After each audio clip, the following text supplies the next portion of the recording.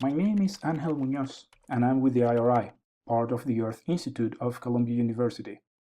In this video, I will explain how to use the IRI Data Library to quickly find subseasonal forecasts available via the WWRP WCRP Subseasonal to Seasonal Prediction Project database, which is now available at IRI, how to select the latest forecast from one of the models, and how to easily compute and visualize weekly average forecasts.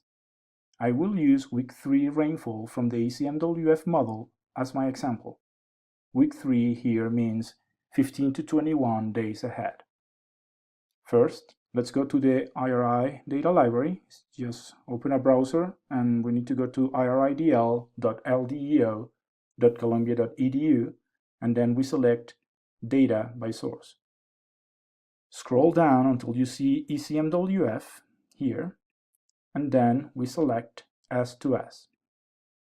You will be able to see the list of the 11 models participating in the S2S database. Some useful information is available in the Documents section. I encourage you to explore those links for further details.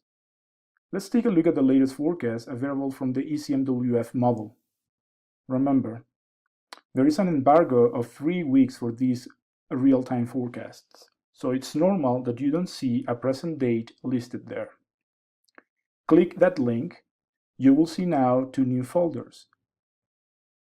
One for the actual forecast and another for the hindcast or reforecast.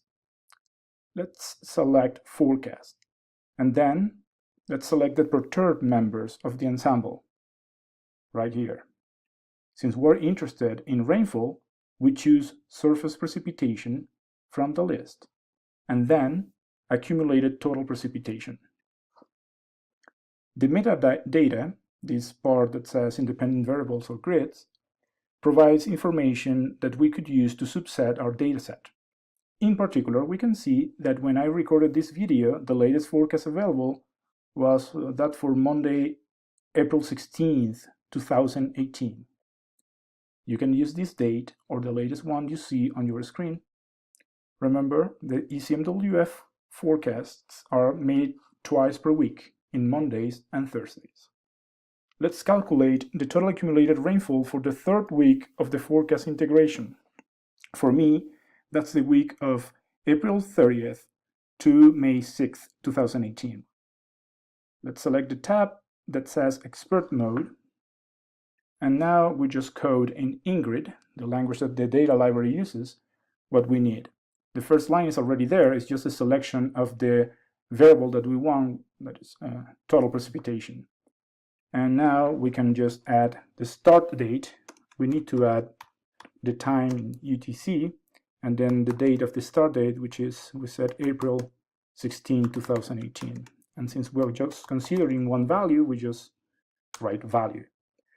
Now we need to select week 3. So we do that through the coordinate L for lead time, and that's from day 14 to 21. And we want those 2 values, so values in plural.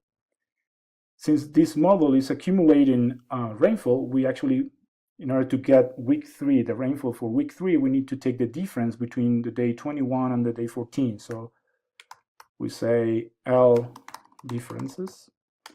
And we have several members, so M for member, we take the average for all the members. And then that's it, that's enough, but we might want to have a consistent color bar for our example, so I'm going to add here data 0 to 100 range. And that's it. Let's go to views, and then we select this panel over here, and very soon we're going to be able to see the result. There you go. So now we're visualizing the accumulated rainfall for week 3 for the forecast starting on April 16, 2018.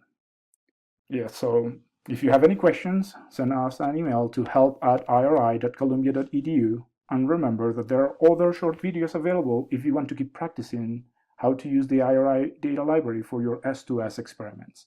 Thank you very much.